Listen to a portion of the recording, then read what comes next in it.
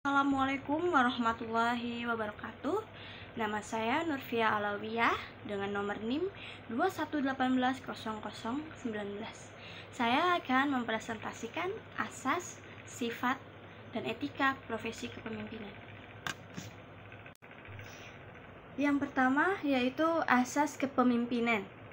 Asas kepemimpinan tidak perlu banyak menilai dari segi prestasi materialnya saja, tetapi juga perlu dari non-material.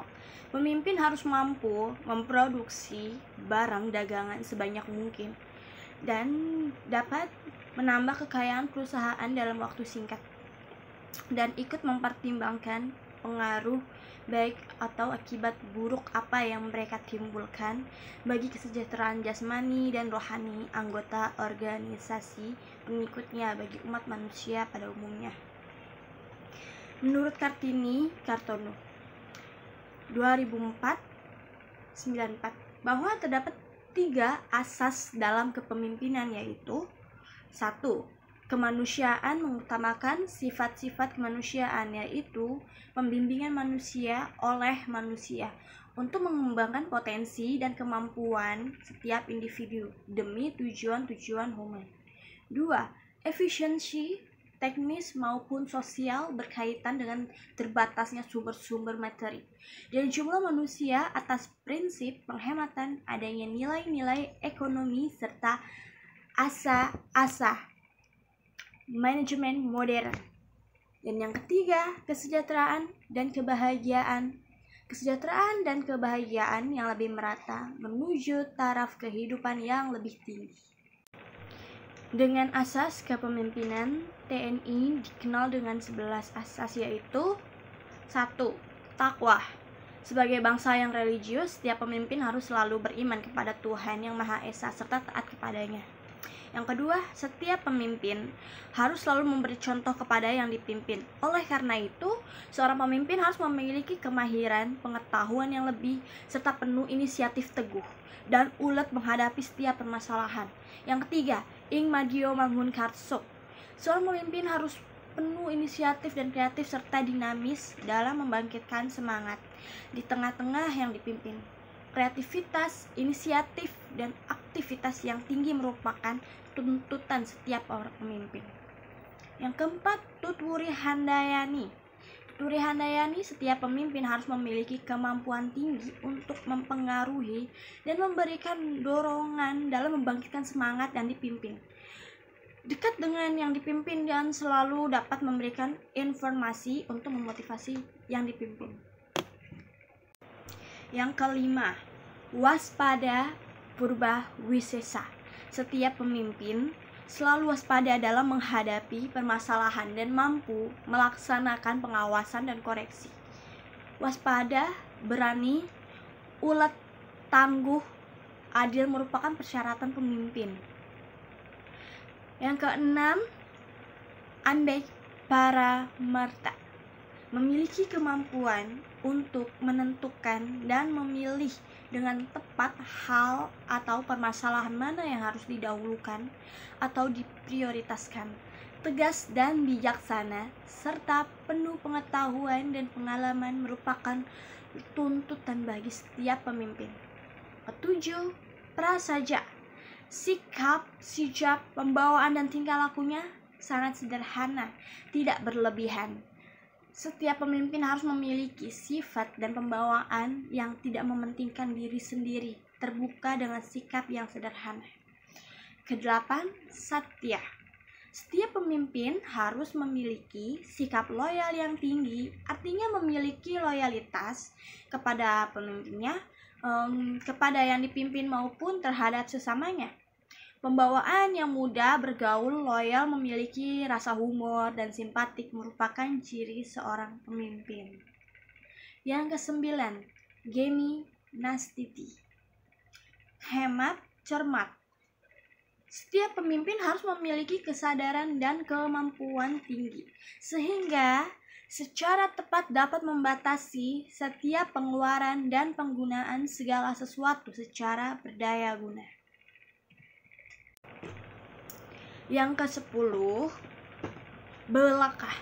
Setiap pemimpin memiliki kemauan, kerelaan, dan keberanian untuk mempertanggungjawabkan setiap keputusan, tindakan, langkah, dan ucapannya. Oleh karena itu, setiap pemimpin harus berani, ulet, tegas, dan penuh inisiatif, sehingga berani mempertanggungjawabkan apa yang diperbuat dan tidak diperbuat oleh yang dipimpinnya. 11. Legowo atau legowo. Setiap pemimpin memiliki kesadaran, kemauan, kerelaan, dan keikhlasan yang tinggi untuk pada saatnya menyerahkan tanggung jawab dan jabatannya kepada generasi penerusnya. Yang kedua, asas kepemimpinan. Menurut Kartini Kartono 2044 bahwa upaya untuk menilai sukses atau gagalnya pemimpin itu antara lain dilakukan dengan mengamati dan mencatat sifat-sifat dan kualitas atau mutu perilakunya yang dipakai sebagai kriteria untuk menilai kepemimpinannya. Usaha-usaha yang sistematis tersebut membuahkan teori yang disebut the Tritis Theory of Leadership, teori sifat atau kesifatan dari kepemimpinan. Ordwaited Kartini Kartono 2004 mengemukakan bahwa terdapat 10 sifat kepemimpinan, yaitu yang pertama, energi jasmaniah dan mental, physical and nervous energy.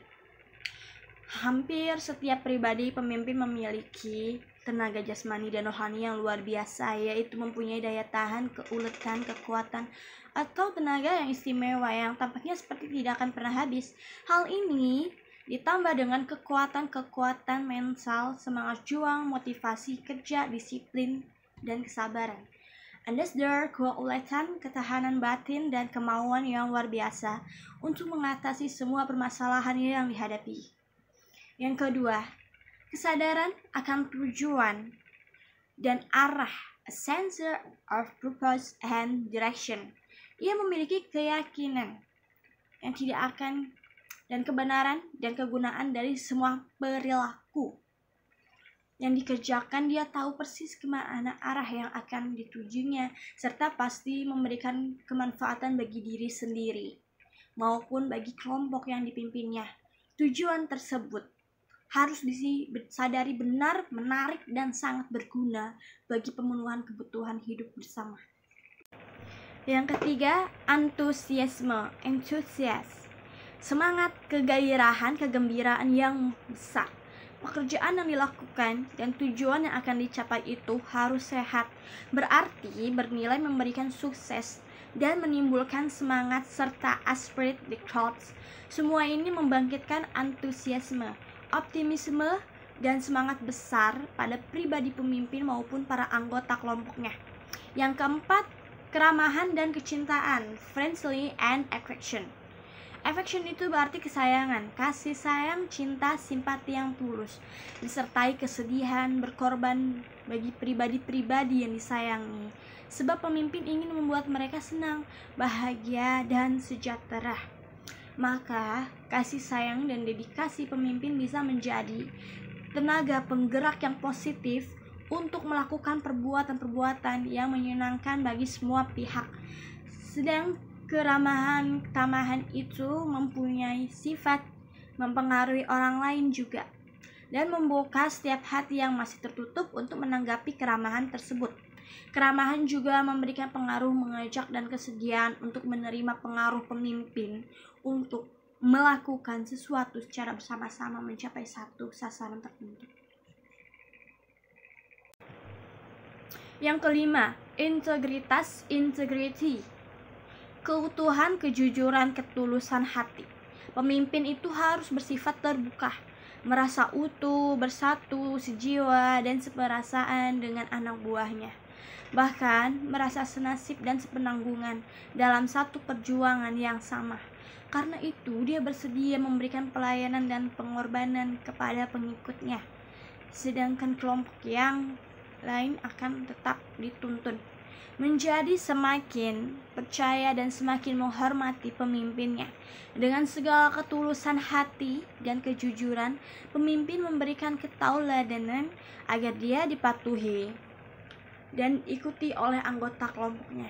Yang keenam, penguasaan teknis, technical mastery. Setiap pemimpin harus memiliki satu atau beberapa kemahiran teknis tertentu agar ia mempunyai kewibawaan dan kekuasaan untuk memimpin kelompoknya. Dia menguasai pesawat-pesawat mekanik tertentu serta memiliki kemahiran sosial untuk memimpin dan memberikan tuntunan yang tepat serta bijaksana, terutama teknik untuk mengkoordinasikan tenaga manusia agar tercapai maksimum dan memaksimalisasi efektivitas kerja dan produktivitasnya. Yang ketujuh, kelegasan dalam mengambil keputusan decision. Pemimpin yang berhasil itu pasti dapat mengambil keputusan secara tepat, tegas, dan cepat sebagai hasil dan kearifan dan pengalamannya. Selanjutnya, dia mampu meyakinkan para anggotanya akan kebenaran keputusannya. Ia berusaha agar para pengikutnya bersedia mendukung kebijakan yang telah diambilnya. Dia harus menampilkan ketepatan hati dan tanggung jawab agar ia selalu dipatuhi oleh bawahannya. 8. Kecerdasan intelligence. Kecerdasan yang perlu dimiliki oleh setiap pemimpin itu merupakan kemampuan untuk melihat dan memahami dengan baik, mengerti sebab dan akibat kejadian, menemukan hal-hal yang krusial, dan cepat menemukan cara penyelesaiannya dalam waktu yang singkat. Maka orang yang cerdas akan mampu mengatasi kesulitan yang dihadapi dalam waktu yang jauh lebih pendek dan dengan cara yang lebih efektif daripada yang kurang cerdas. Kecerdasan dan originalitas yang disertai dengan daya imajinasi tinggi dan rasa humor dapat dengan cepat mengurangi ketegangan dan kepedihan-kepedihan tertentu yang disebabkan oleh masalah-masalah sosial yang gawat dan konflik-konflik di tengah masyarakat. Yang kesembilan, keterampilan mengajar, teaching skill. Pemimpin yang baik itu adalah seorang guru yang mampu menuntun, mendidik, mengarahkan, mendorong, memotivasi, dan menggerakkan anak buahnya untuk berbuat sesuatu. Di samping menuntun dan mendidik muridnya, dia diharapkan juga menjadi pelaksana eksekutif untuk mengadakan latihan-latihan, mengawasi pekerjaan rutin setiap hari, dan menilai gagal atau suksesnya satu proses atau treatment. Ringkasnya, dia juga harus mampu menjadi manajer yang baik. Yang ke-10, kepercayaan. 5. Keberhasilan pemimpin itu pada umumnya selalu didukung oleh kepercayaan anak buahnya, yaitu kepercayaan bahwa oleh para anggota pasti dipimpin dengan baik, pengaruh secara positif, dan diarahkan pada sasaran-sasaran yang benar. Ada kepercayaan bahwa pemimpin bersama-sama dengan anggota-anggota kelompoknya secara bersama-sama rela berjuang untuk mencapai tujuan yang bernilai. Selanjutnya, George R. Terry Cartini-Cartono 2004-47 menuliskan 10 sifat pemimpin yang unggul, yaitu kekuatan badania dan rohania merupakan syarat pokok bagi pemimpin yang harus bekerja lama dan berat pada waktu-waktu yang lama serta tidak teratur, dan di tengah-tengah situasi-situasi yang sering tidak menentu.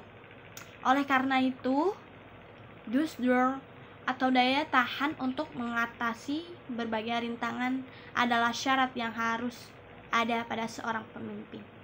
Yang kedua, stabilitas emosi. Pemimpin yang baik itu memiliki emosi yang stabil, artinya tidak mudah marah, tersinggung perasaan, dan tidak meledak-ledak secara emosional.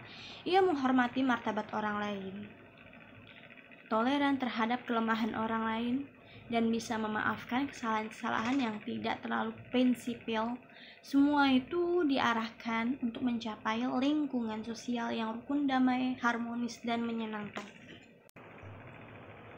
Yang ketiga, pengetahuan tentang relasi insani.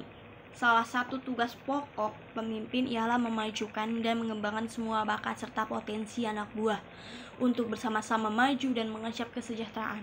Karena itu, pemimpin diharapkan memiliki pengetahuan tentang sifat watak dan perilaku anggota kelompoknya, agar ia bisa menilai kelebihan dan kelemahan atau keterbatasan pengikutnya dan disesuaikan dengan tugas-tugas atau pekerjaan yang diberikan pada masing-masing individu. Yang keempat, kejujuran. Pemimpin yang baik itu harus memiliki kejujuran yang tinggi, yaitu jujur pada diri sendiri, pada orang lain, terutama bawahan. Dia selalu menepati janji, tidak selingkuh atau munafik, dapat dipercaya dan berlaku adil terhadap semua orang. Yang kelima, objektif. Pertimbangan pemimpin itu harus berdasarkan hati nurani yang bersih, supaya objektif, tidak subjektif, berdasar prasangka sendiri. Dia akan mencari bukti-bukti nyata dan sebab-sebab setiap kejadian dan memberikan alasan yang rasional atas penolakannya. Yang keenam, dorongan. Keinginan dan kesediaan untuk menjadi seorang pemimpin itu harus muncul dari dalam hati sanubari sendiri. Dukungan dari luar akan memperkuat hasrat sendiri untuk memberikan pernyataan dan pengabdian kepada kepentingan orang banyak. Yang ketujuh, keterampilan dalam berkomunikasi. Pemimpin diharapkan mahir menulis dan berbicara, mudah menangkap maksud orang lain, cepat menangkap esensi pernyataan orang luar, dan mudah memahami maksud para anggotanya. Juga pandai mengkoordinasikan macam-macam sumber tenaga manusia dan mahir mengintegrasikan berbagai opini serta aliran yang berbeda untuk mencapai kerukunan dan keseimbangan. Yang kedelapan, kemampuan mengajar. Pemimpin yang baik itu diharapkan juga menjadi guru yang baik. Mengajar itu adalah membawa siswa, orang yang belajar secara sistematis dan internasional pada sasaran tertentu, juga guna mengembangkan pengetahuan, keterampilan atau kemahiran dalam teknis tertentu dan menambah pengalaman mereka. Yang dituju ialah agar para pengikutnya bisa mandiri, mau memberikan loyalitas dan partisipasi. Yang kesembilan, keterampilan sosial. Pemimpin juga diharapkan memiliki kemampuan untuk mengolah manusia agar mereka dapat mengembangkan bakat dan potensinya. Pemimpin dapat mengenali segi-segi kelemahan dan kekuatan setiap anggotanya agar bisa ditempatkan pada tugas-tugas yang cocok dengan pembawaan masing-masing. Pemimpin juga mampu mendorong setiap orang yang dibawahinya untuk berusaha dan mengembangkan diri dengan caranya yang dianggap paling cocok. Dia bersikap ramah, terbuka, dan mudah menjalin persahabatan berdasarkan rasa saling mempercayai. Dia menghargai pendapat orang lain untuk bisa memupuk kerjasama yang baik dalam suasana rukun dan damai. Yang ke-10, kecakapan teknis atau kecakapan manajerial. Pemimpin harus superior dalam satu atau beberapa kemahiran teknis tertentu, juga memiliki kemahiran manajerial untuk membuat rencana, mengelola, menganalisa keadaan, membuat keputusan, mengarahkan, mengontrol, dan memperbaiki situasi yang tidak mapan. Tujuan semua ini ialah tercapainya efektivitas kerja, keuntungan maksimal, dan kebahagiaan serta kesejahteraan anggota sebanyak-banyaknya. Dengan demikian dapat dipahami bahwa sifat-sifat utama pribadi pemimpin yang diharapkan itu merupakan konsep ideal, yaitu sangat diharapkan oleh banyak orang, namun tidak atau belum tentu dapat dipenuhi sebagai persyaratan sebagai seorang pemimpin dalam satu situasi khusus.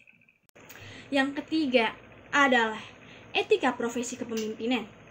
Paulo Ferguson Kartini-Kartonu 2004-96 menyatakan profesi sebagai satu lapangan kegiatan, a field of activity.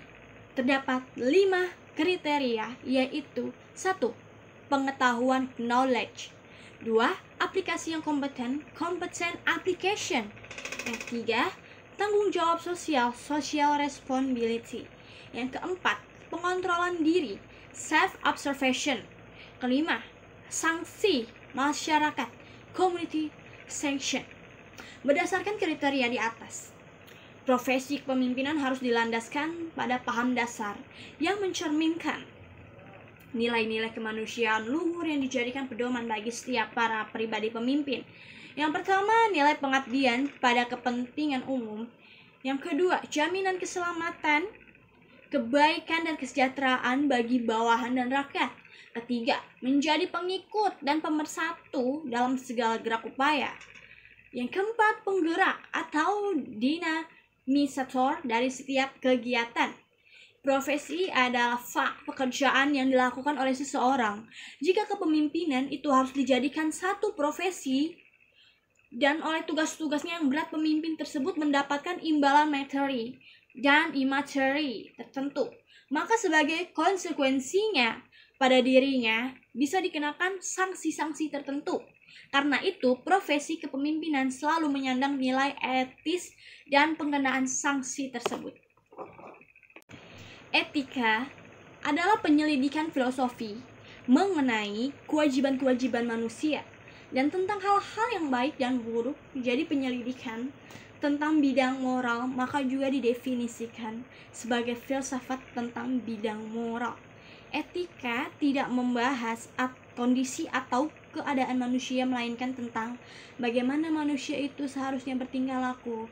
Karena itu pula, etika adalah filsafat mengenai praktis manusia yang harus berbuat menurut aturan dan norma-norma tertentu. Pembahasan etika profesi pemimpin mengenai 1. Kewajiban pemimpin. 2. Tingkah laku pemimpin yang baik. 3. Tingkah laku pemimpin yang buruk. 4. Moral pemimpin. Menurut Kartini Kartono 2004-97, bahwa etika profesi kepemimpinan itu mengandung kriteria sebagai berikut. 1.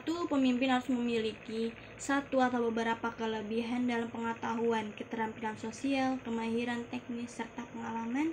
2. Sehingga dia kompeten melakukan kewajiban tugas-tugas kepemimpinannya. 3. Mampu bersikap susila dan dewasa, mampu membedakan hal-hal yang baik dari yang buruk, dan memiliki tanggung jawab sosial yang tinggi berdasarkan kebebasan pribadinya atau atas otonomi. Yang keempat, memiliki kemampuan mengontrol diri, yaitu mengontrol pikiran, emosi, keinginan, dan segenap perbuatannya disesuaikan dengan norma-norma kebaikan sehingga memunculkan sikap moral yang baik dan bertanggung jawab. Yang kelima, selalu melandaskan diri pada nilai-nilai etis, kesusilaan, kebaikan. Sekaligus pemimpin juga harus mampu menciptakan nilai-nilai yang tinggi atau berarti. Nilai adalah sesuatu yang dapat memenuhi kebutuhan manusia. Yang keenam, dikenai sanksi adanya norma perintah dan larangan yang harus ditaati oleh pemimpin demi kesejahteraan hidup bersama dan demi efisiensi organisasi. Maka segenap tindakan dan kesalahan pemimpin itu dikontrol, jadi ada kontrol diri dan kontrol sosialnya. Sikap moral pemimpin adalah sikap yang bertanggung jawab moral berdasarkan ekonomi yang menuntut agar dia selalu bersikap kritis dan realistis.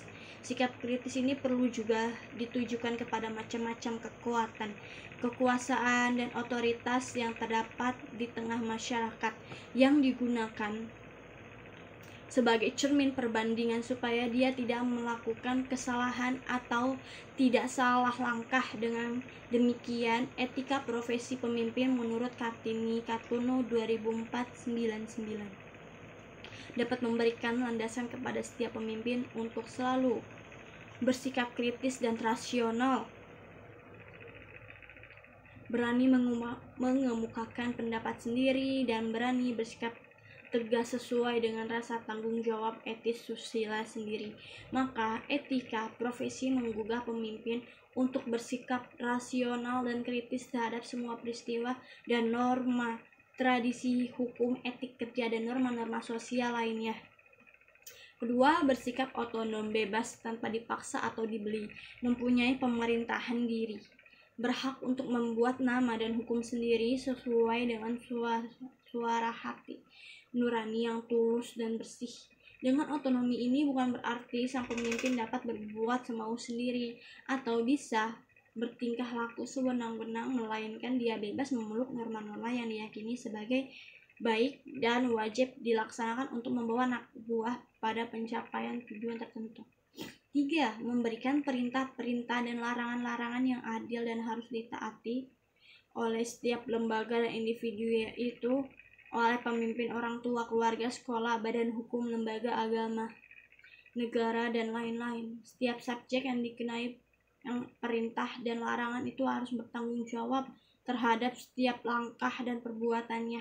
Karena itu, praktis manusia khususnya perbuatan pemimpin harus etis, harus susila dan baik, serta bisa dipertanggungjawabkan.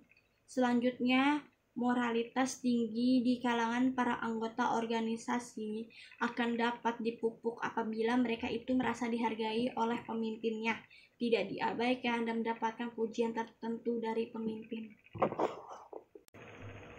Dengan demikian akan tercipta satu tim kerja dengan kesadaran sosial yang tinggi apabila kepada mereka diberikan 1. Kesempatan untuk berperan secara aktif. 2. Kesempatan untuk mengatur sendiri mekanisme kerjanya sendiri, tempo, irama kerja, dan lain-lain. Erat berkaitan dengan etika profesi kepemimpinan ialah etiket yang harus ditetapkan oleh pemimpin. Etiket ialah unggu-unggu atau aturan-aturan konvensional mengenai tingkah laku individu dalam masyarakat. Beradab merupakan tata cara formal atau tata krama lahirlah untuk mengatur relasi antar pribadi sesuai dengan status sosial masing-masing individu. Etiket pemimpin itu sangat dipengaruhi oleh tinggi rendahnya 1. Pendidikan dan sivilisasi pribadi pemimpin. 2. Tingkat kebudayaan sebagai konteks sosial yang diwadahi pribadi pemimpin. 3. Kesadaran anggota kelompok guna menjamin relasi saling hormat, menghormati, dan saling menghargai. Kemudian, etiket juga didukung oleh bermacam-macam nilai, antara lain ialah yang pertama, nilai-nilai kesejahteraan dan kebaikan. 2. Nilai kepentingan umum. Ketiga, nilai kejujuran, kebaikan, dan keterbukaan. Keempat, nilai diskresi, direction, sederhana, patuh pikir, mampu membedakan apa yang patut dikatakan dan apa yang harus dirahasiakan. Yang kelima, nilai kesopanan, bisa menghargai orang lain dan diri sendiri. Maka dari etiket yang ditampakkan seseorang lewat perbuatan dan caranya dia menghormati sesama manusia, akan dapat dinilai tinggi rendahnya akhlak seseorang di tengah kehidupan bersama. Thank you. Terima kasih. Sekian dari saya, Nurfia Alawiyah. Sekian dari saya untuk mempresentasikan presentasi saya. Wassalamualaikum warahmatullahi wabarakatuh.